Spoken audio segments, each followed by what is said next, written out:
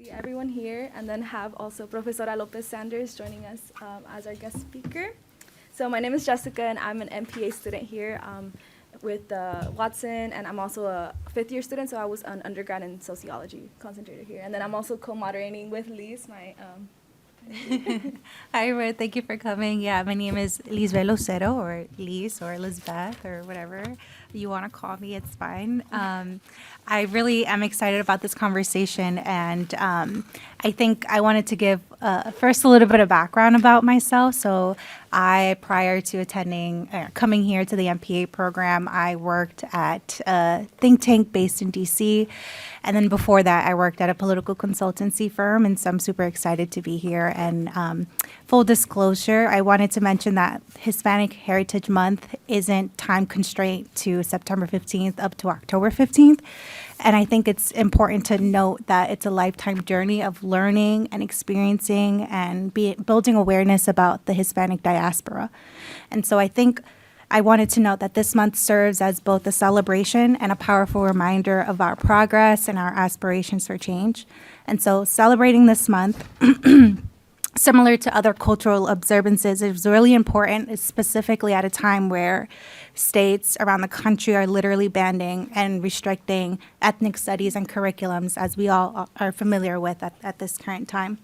And so as we think about ways to preserve our culture, history, and identity, I'm excited for you all to be here and for you all to join us for an amazing conversation with our amazing speaker for today, who I will pass over to Jessica, who will graciously introduce now.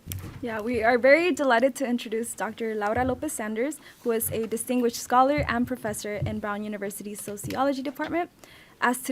She is also today's featured guest.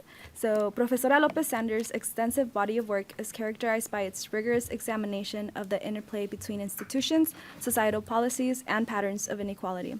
One prominent facet of her research delves into the ever-evolving landscape of immigration integration, particularly in regions undergoing rapid demographic transformations.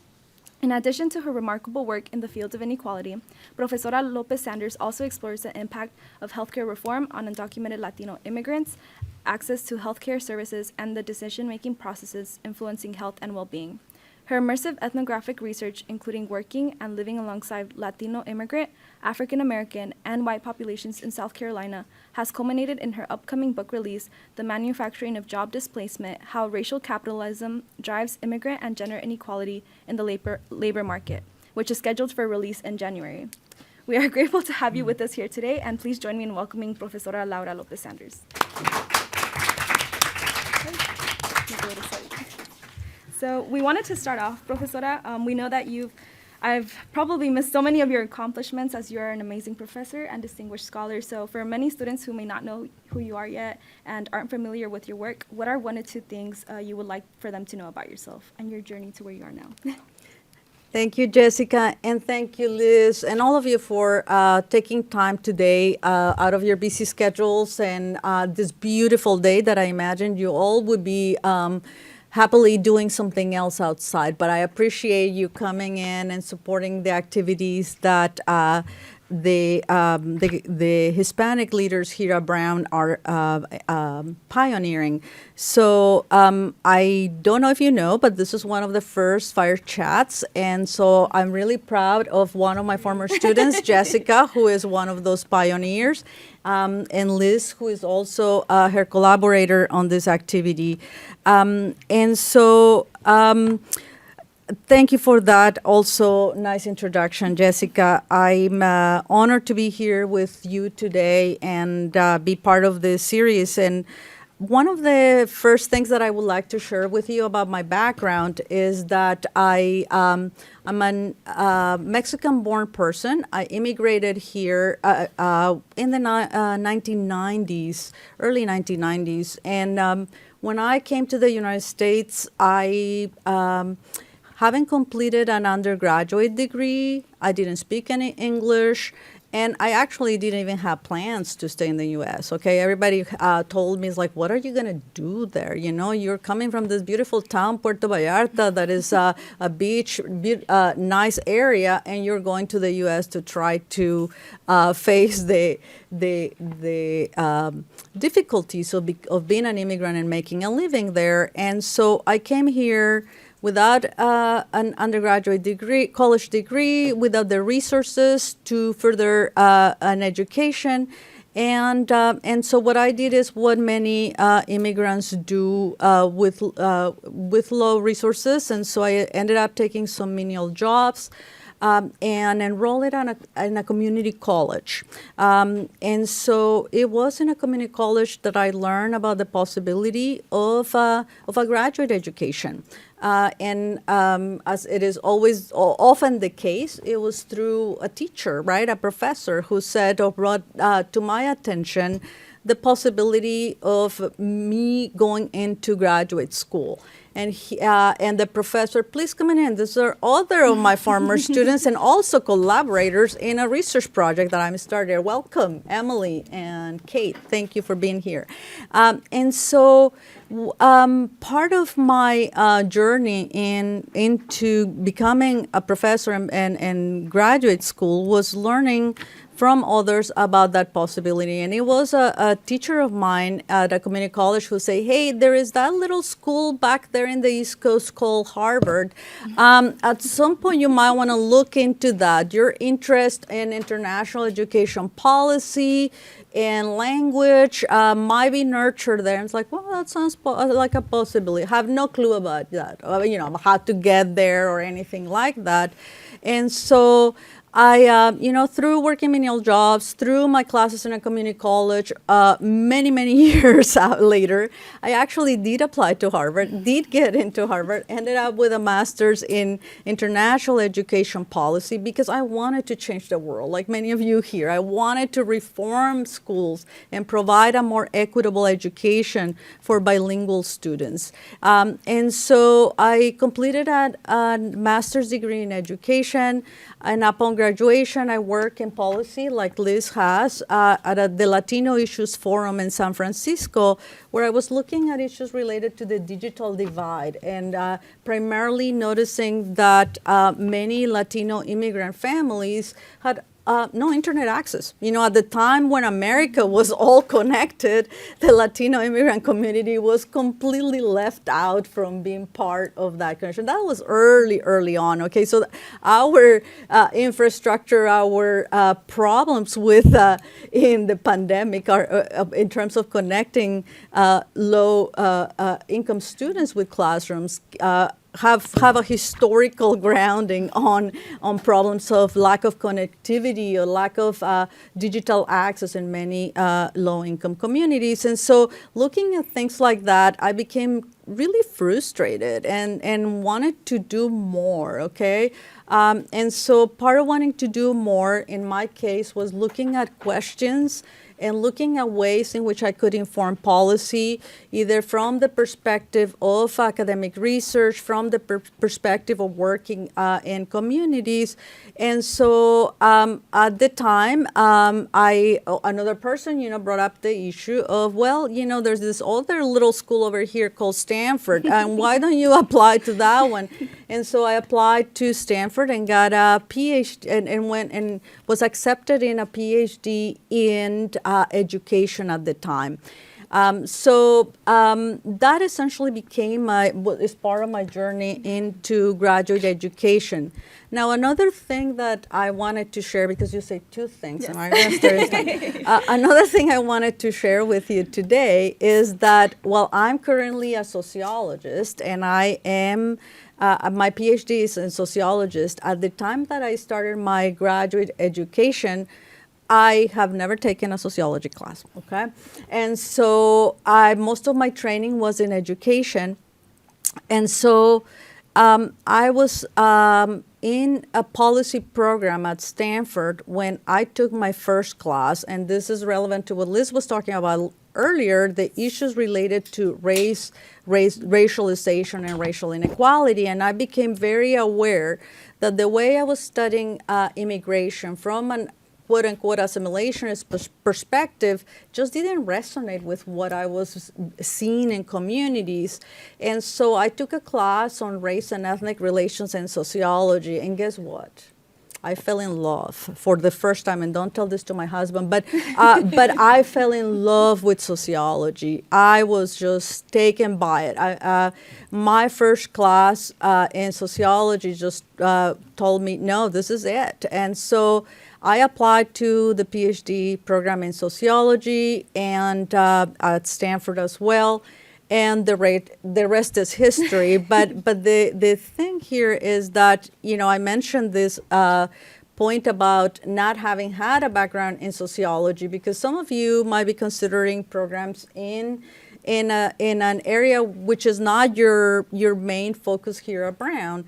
And so I just wanted to mention that it is always possible, and that to do a degree that is not necessarily one where you are training for as an undergraduate, but is often our experiences. If you have done some policy work, if you have done some research work, if you are coming from communities in which you can inform and rescue the voices of those communities, there's always a space for you in programs where you can't transform those experiences into scholarly or academic work. And so I said two things, Jessica. Go ahead. Thank you so much for sharing. And I really loved how you kind of touched on some of your lived experiences and your connections to the research that you were able to do. And so I think that's a great segue to my next question is on, a lot of your research is focused on Latino immigration, and your previous research has looked at specifically the delivery of health services for undocumented Latinos. And so what's the importance of lived experiences as they reflect in academia? And how does being a part of the community enrich the research that you engage in? Mm-hmm. Thanks, Liz. When I hear the word lived experience, when you hear the word lived experience, what does it mean to you, right? I mean, lived experience, in my case, as a sociologist, is trying to understand the issues that people confront in their everyday lives, right?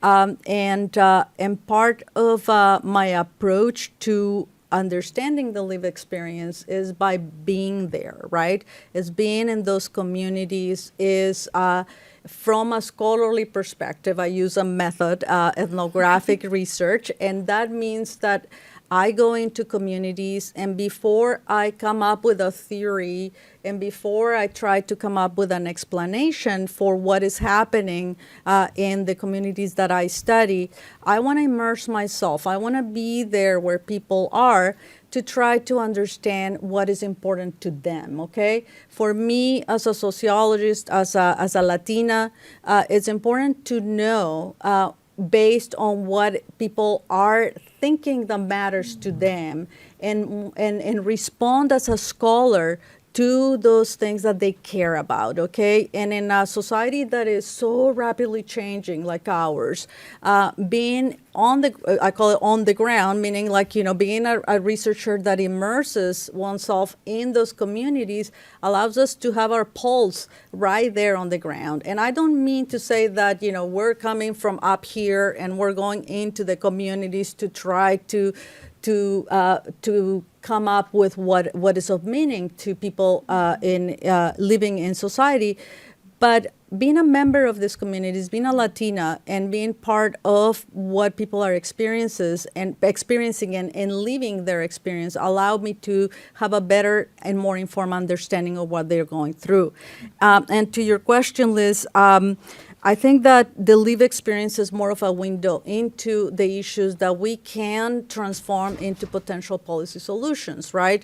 One of the ways I get inspired to do my research is by first studying what is happening. I don't go into communities without knowing what is going on. You know, I have a theory, I have some ideas, but once I'm there, I'm flexible in terms of allowing myself to be surprised, okay? In terms of responding, not reacting, but responding of what people are telling me or what people are talking about.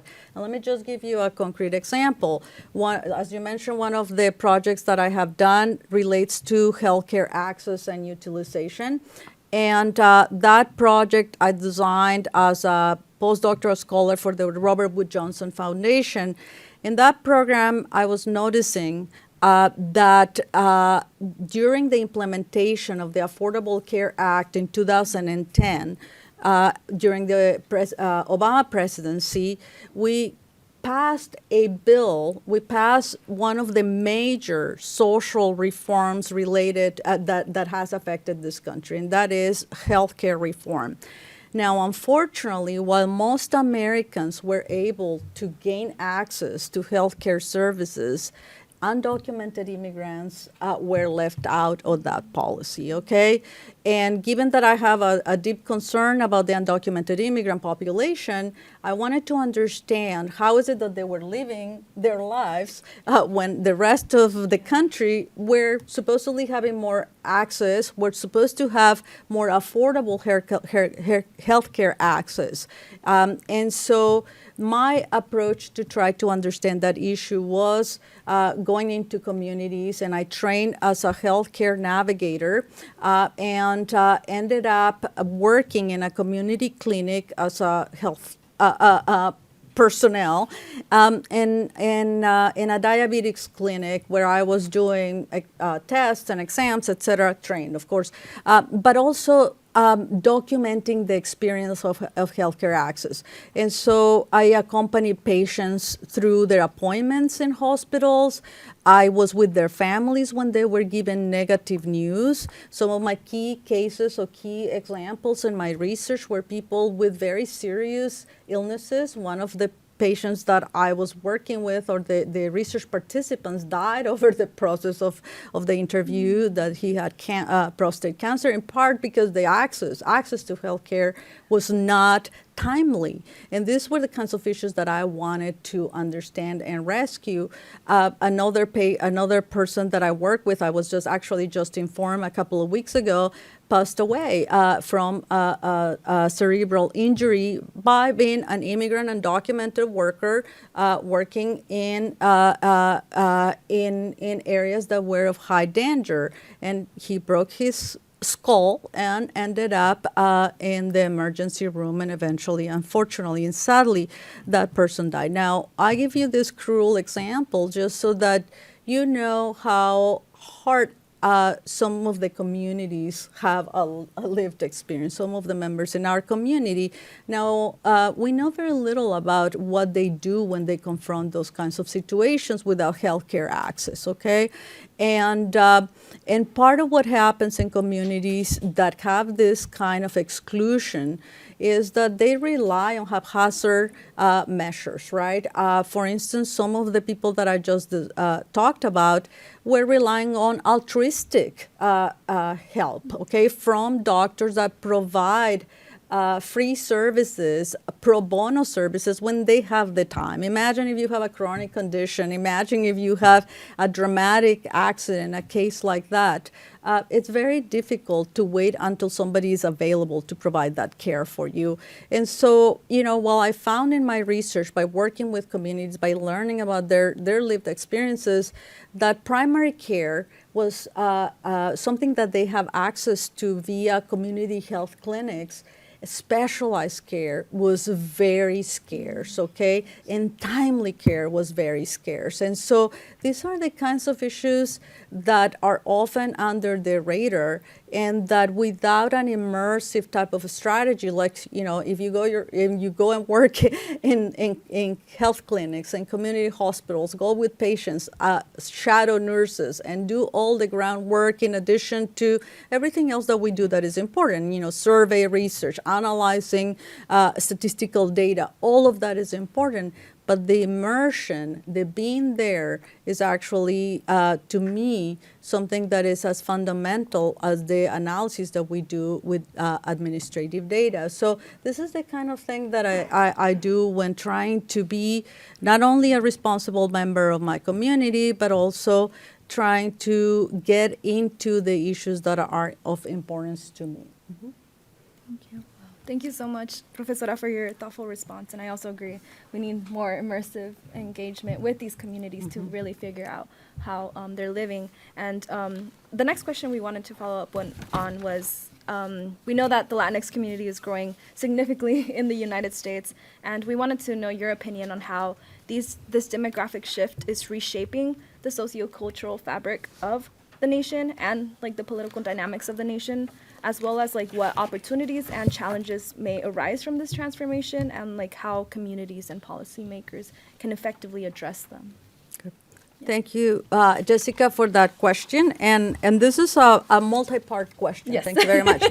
So I'm going to go step by step. Okay. So, well, it is certain that the Latino population continues to grow in the United States. Some of you have heard me talk about how I believe that one of the major demographic changes that we have experienced in relation to the Latino immigrant population in particular is dispersion. Not only its growth, but its dispersion, okay? And what do I mean by dispersion?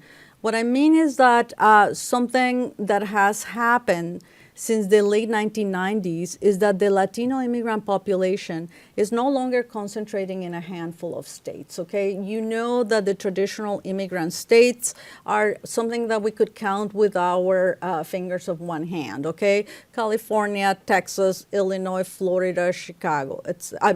Illinois and New York. And so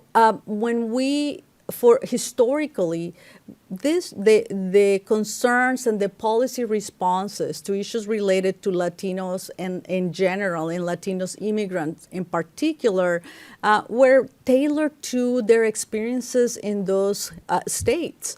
Now, what we see in the 1990s is that late 1990s is a demographic transition from the historical immigrant states into states all across the United States, okay? And so what happens is that a phenomenon that used to be a phenomenon concerning a handful of states, it becomes now a national phenomenon. And you can imagine what that does, right? On the one hand is the needs of a population that is arriving into contexts that don't have a history and the infrastructure to support the new arrivals. On the other hand is that the dynamics of place can influence the way people integrate into society. And by that I mean a complicated story that we can spend hours and hours going through. But to simplify, one of the areas of the points of the sources of research for me has been the American South. I do research in South Carolina. I have done research in North Carolina. And what I have looked at is how Latino immigrants in particular integrate into places that have a historical black and white racial line, okay? And so essentially when we have a history of segmentation and division along black and white racial lines, and you bring in a new group, what is it that configuration, that color line is going to do? How is it that it's going to be shaped up? Was one of the key questions that I asked. And, initially I thought that when we look at issues like that, we could come and look at institutional responses that are traditional from an immigration and race perspective. What is it that, for example, churches are doing? What is it that community-based organizations are doing? How is it that schools are doing? But when you have a pioneer population, okay, the adults who are migrating, the children have not come of age, then the focus becomes the labor market, okay? Before we move to schools as that source of analysis for social inequality.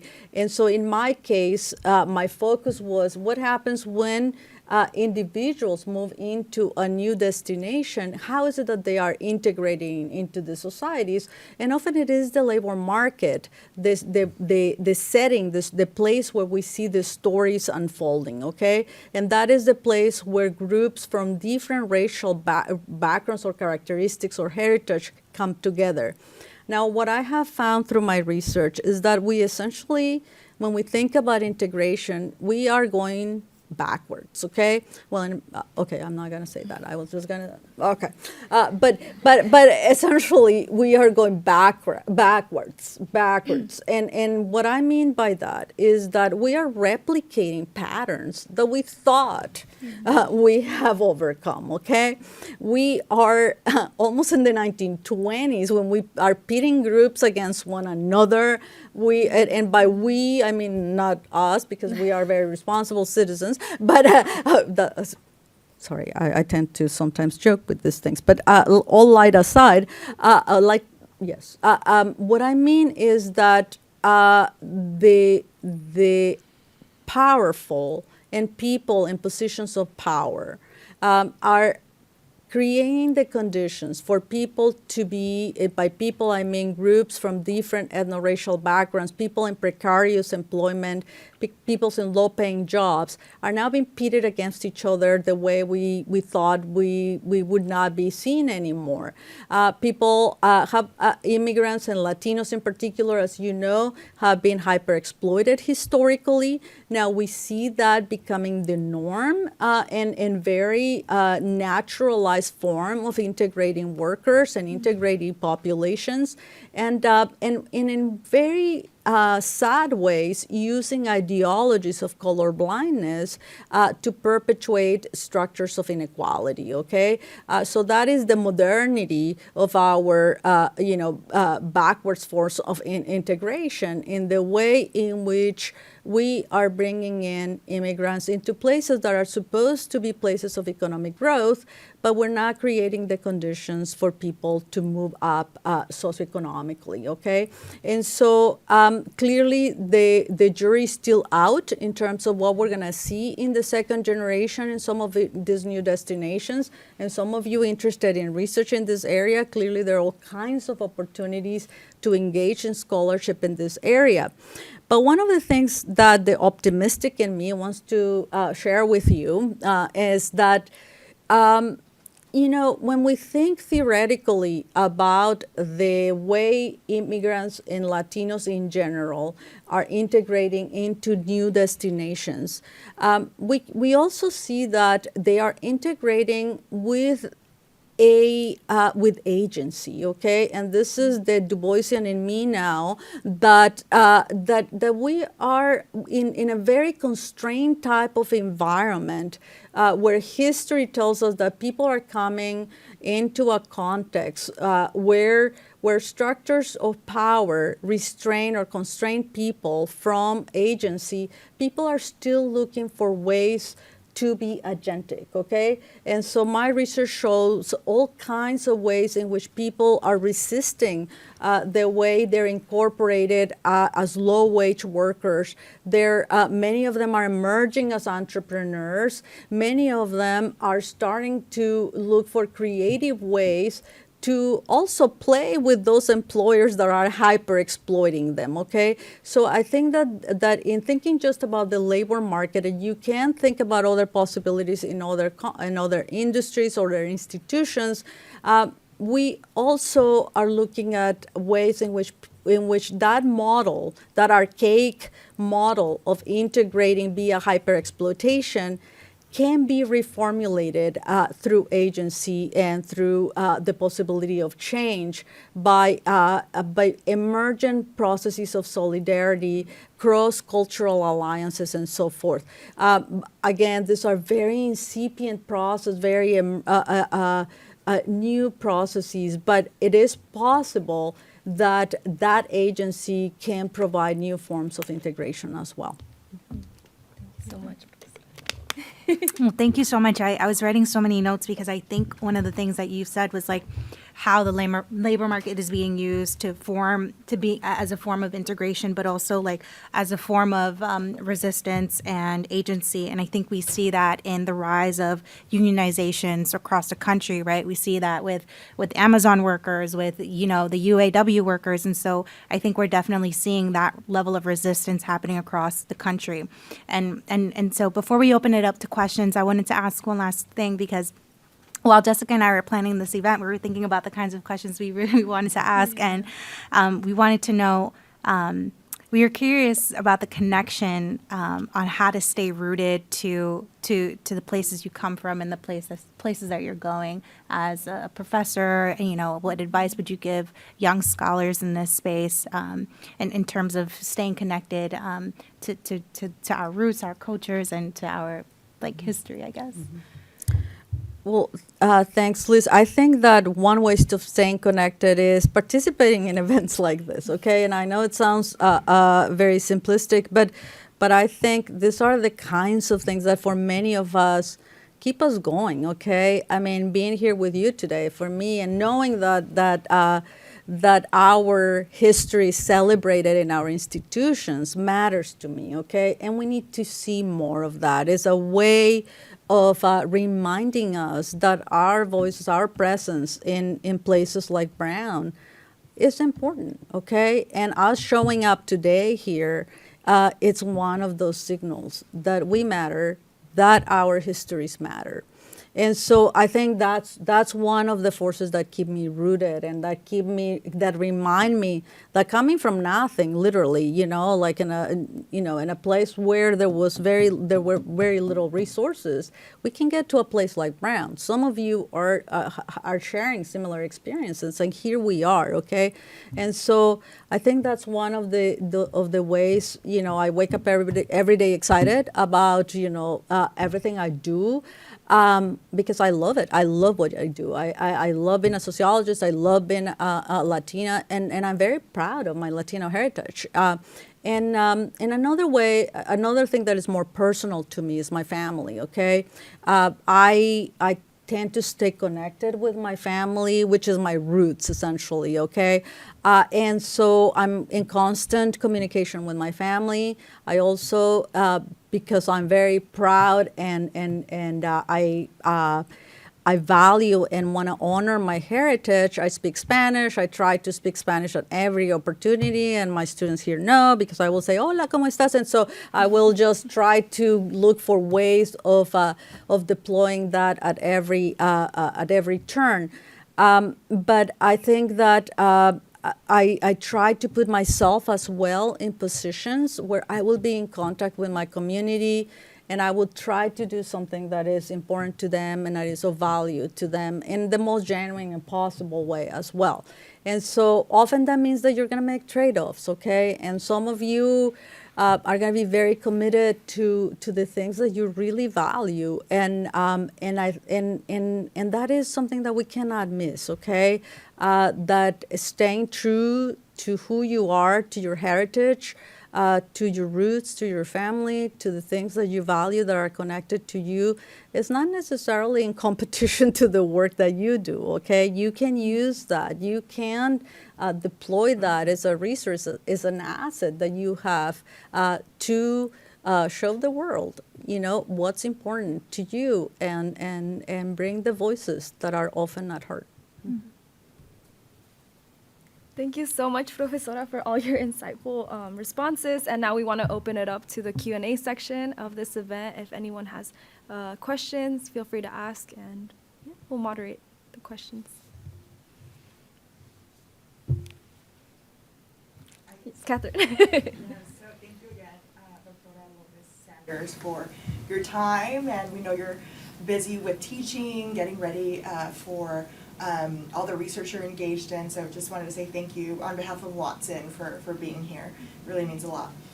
So my question for you is, what are some family traditions, or if you reflect on your cultural and familial background, what are some of those qualities or insights that have helped you in your career, or that have informed your career, whether as a faculty member or as a scholar, researcher, what are those pieces of advice that maybe your mom or grandma gave you, or their work ethic? Like, what are some examples of either family or cultural capital that has helped your success?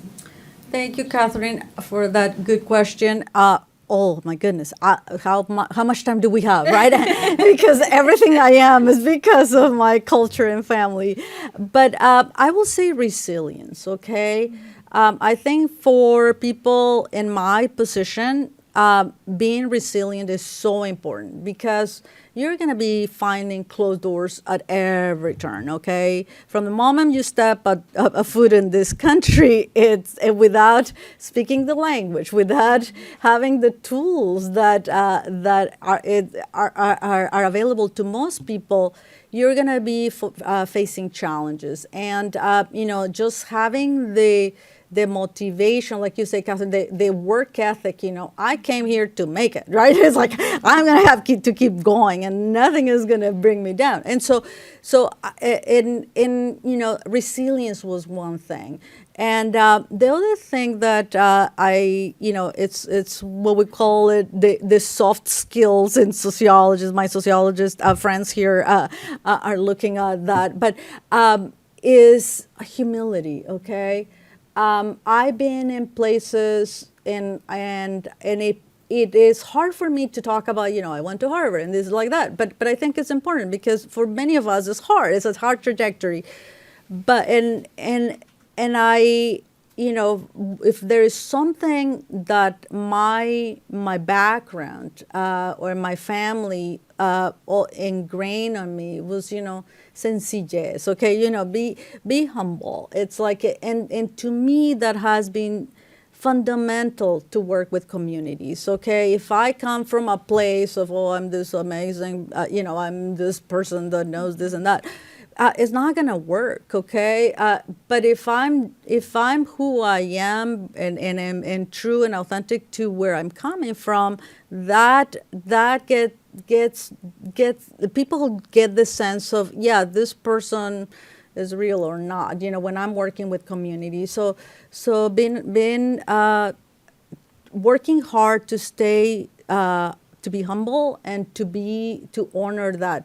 Now, you don't get me going with all the other good stuff like religion and food and all of that. That is also an asset as we're working with communities, okay? Because in your work as researchers, this is part of the conversation that we have to build cognitive empathy or rapport or work with people when we're doing immersive type of work.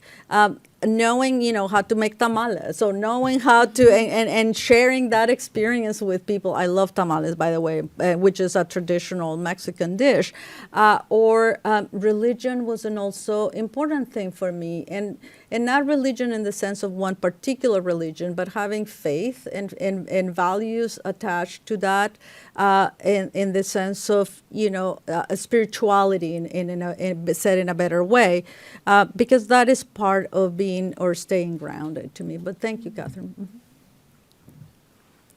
Thank you so much, Catherine, for that beautiful question. Anyone else have any questions?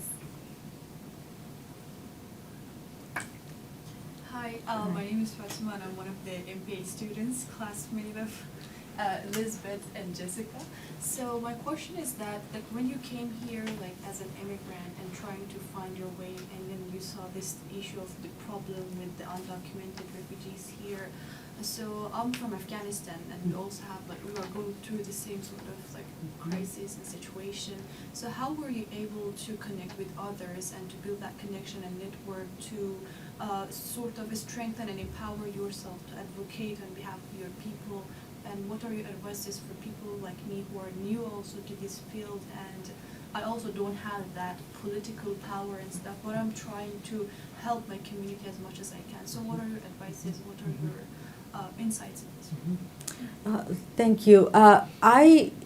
Part of my, or what I would advise is,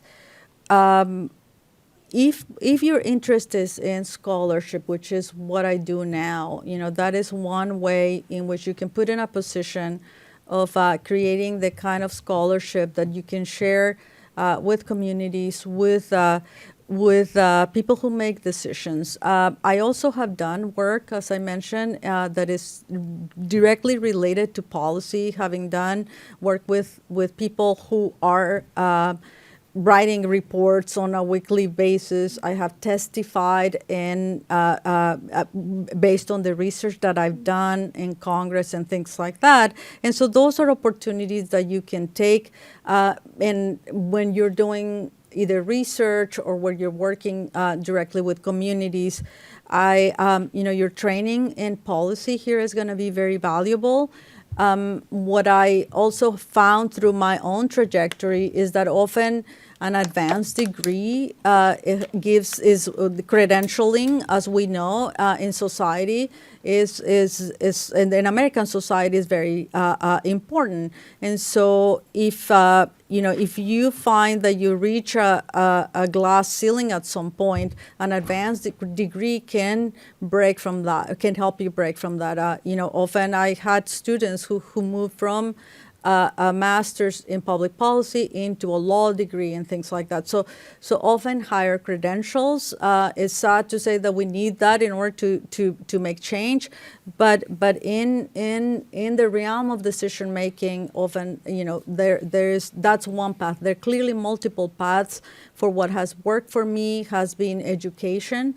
Has been trying to prepare myself as much as I can, and try to also look for opportunities in which I'm able to also continue to work directly with communities. Like I work with community leaders in San Francisco still, and try to establish that connections with them. So your education can be that link to the people that are doing research with refugee communities at this time, and also your own background, right? That knowing that you understand that community can help you establish the kind of a rapport and the kind of trust that is needed to open windows into that world and for you to influence change. At least that's my opinion, okay? Mm-hmm. Any more questions? Lopez Sanders, thank you so much. I'm Boris. I'm from Guatemala, immigrant as well, and I think I come from a different background in medical school, I just hearing you talking through like all the difficulties that I've seen my patients that are immigrants and Latinos experience trying to access care and getting through different conditions, all those experience. Just feeling the sense of like those missed opportunities maybe sometimes, like most of the times in the medicine field is more about data, or like hard data, and no more about like observation. And how do we use those experiences? How do we document? How do we surround ourselves with like mentors maybe that have that other side of like the training or the background that can help us use those voices to influence policy and a better healthcare for those patients. Thank you for that question and for your work. I think that the work that you're doing and in medical schools in terms of being a student, there's already part of influencing change. Okay, as we know, we have a meaningful shortage of doctors in general. So imagine if we have a hard time finding doctors for ourselves, finding doctors for communities that are more vulnerable is very hard. So thank you for doing that kind of work. Your question about, how is it that we can bridge the hard science, the hard data with more of the soft data, right? To really understand the experience of the communities and respond in a more timely manner, I think, if at all possible. I think that there's good models out there, and so best practices is one thing. Learn from what certain organizations and institutions are doing. I know that the foundation, the organization that funded my postdoctoral program was very interested in cultivating people who do the kind of work that I do. That's the Robert Wood Johnson Foundation. Kaiser Permanente was doing some work that is qualitative. Some other nonprofit organizations are much more focused on that kind of work. And I think partnerships with organizations that are collecting data, working on case studies, working with community health clinics or federally qualified healthcare centers, which are a network of organizations that serve immigrant communities, and having a partnership with those organizations is one step in the right direction. But you're right that that there's still a gap and a challenge, okay, in terms of how do we bridge that push towards the rationalization of medicine, not only at the level of care, but also at the level of knowledge, right? In the sense of the hard science. And I think that the work that we do in the universities, and some of my students in my ethnography class are here. Some of my collaborators from my most recent project that were doing interviews with me are here. And that kind of work, I mean, seeing ourselves as agents of change is also another possibility. It's like we can do both, right? I mean, like I said, I very much value the importance of the hard science, but I do also believe very deeply that we need to understand and rescue the voices of the community. And there's some doctors actually who have done some fascinating ethnographies or qualitative work on the journey of migration. But they're very much on a case-specific basis. And we need, and also for an audience that is primarily academic, right? We need to go beyond that, right? We need to reach hospitals, and we need to have doctors like you train in methods the way sociologists and other social scientists are trained in methods, both quantitative and qualitatively. Yeah. And also, I mean, the last thing that I want to say is really respond to the heterogeneity of the immigrant population right now, because a lot of the focus has been on the Latino immigrant population, and even within the Latino immigrant population on certain groups, and that panethnic category is very broad and heterogeneous. It is the same with other groups, right? We were talking about Afghan refugees. I mean, we need research in all of those areas and then learn from the experiences of all those groups, do meta-analysis of the qualitative research that we have in those populations to inform policy in a more responsible way. But thank you for your question. I believe we have time for one more question. Does anyone have any more?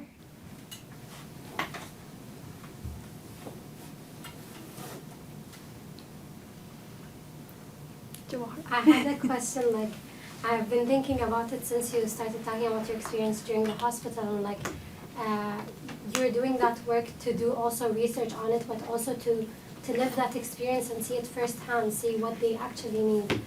I'm interested in lived experiences and studying ethnography, and I'm also on the path of becoming an academic. So I really wanted to know more on how to balance these two views, where it's research and papers, and then at the same time what's happening in the real world, and mirroring that thing, making it as an asset rather than two different things. Mm-hmm. What would you Thank you. The one thing, the pragmatist in me would say to you immediately, get grants, okay, and get grants to get your research funded so that you can focus immediately on that and not be constrained by the demands of academic life, because it's a reality for all of us, right? We would love to be immersed in the field all the time, but you can't, okay? But for me, one way to do that was through funding. And so I encourage everybody to apply for funding to do that kind of work, and with your experiences in communities of color, immigrant communities, highlight that experience, because often, we shy away from it, and in part is because of criticisms about, you're doing research on your group, and I talked about this in my ethnography class, as the me research. No, it's not, okay? It's valuable research for somebody who has a deep understanding of those communities, and you are the best person, the well-positioned individual to carry out that research. And so I think that one possibility is applying to grants, using your experience, using the prior knowledge that you have, and at the same time, the connections that you make with individuals on the ground are going to facilitate the data collection that you can make, okay? If you know people that will open access for you when you're doing research, that's already a gain element for you to not have to spend as much time going, cold turkey and recruit every person on your own. And so I think that you could try to optimize that. But the main thing overall that I would recommend is, if you can find funding for your research through grants, or attach or joining projects that had a component or are the need of a qualitative research for you. Carve a niche there for you with quantitative investigators, and make a case for your research about, how you look at this. I think we can enrich what you're doing with this aspect, and they might have the funding already to add a different component, or can recreate or can add it in future iterations of their grants, so that there's a space for qualitative work. Okay. Mm-hmm. Thank you. Mm-hmm.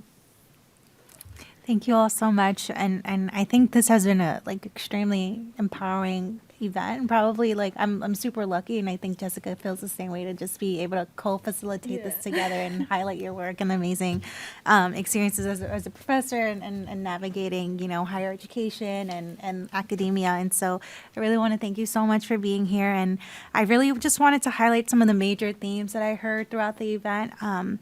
You mentioned the dispersion of the Latinos moving from the state phenomenon to the federal phenomenon, and that brings up, for me, amazing questions about how, on the national level, we're tackling some of the big issues, right? You mentioned, we're not only looking at Florida, California, New York, Arizona, Texas, these states, border states. Sometimes we're looking at this national shift of what's happening. You also mentioned cultural and family capital as, to answer some of Catherine's questions, being resilient, kind of preserving that work ethic that was taught within our families and parents. And so, and I think one of the things you mentioned was humility, being humble and being able to have cognitive empathy. It seems very an academic word, but I love it. And then lastly, to answer some of the questions, I think maybe Fatima or Jawahar mentioned, one of the responses that you said was, you're in the best position to do the research. And I think that's powerful, because coming from that, again, lived experience, I think it's an important point that even though you get pushback from some people who are like, well, this is your research, this is your story, it's really the fact that you're the best position to be able to highlight that experience. So I really love that. And I wanted to just wrap up with that. Is there anything else that you think we should highlight, or major takeaways as folks think about, the journey to Brown or through Brown, and any final word of advice? I think you had the best words of advice, other than just thank you all and keep doing what you're doing. You're doing great work, and just give yourselves a pat in the back, because I know how hard it is to be here, and we, I think, be very proud of this, of where we are, and of the opportunities for all of us. I mean, there's so much work to do. That's the only thing. We still have a lot of work to do with our communities, and just keep going, and know that we're all here to doing something that we're passionate and we care about. But thank you for being here. Thank you. Thank you so much, Professora.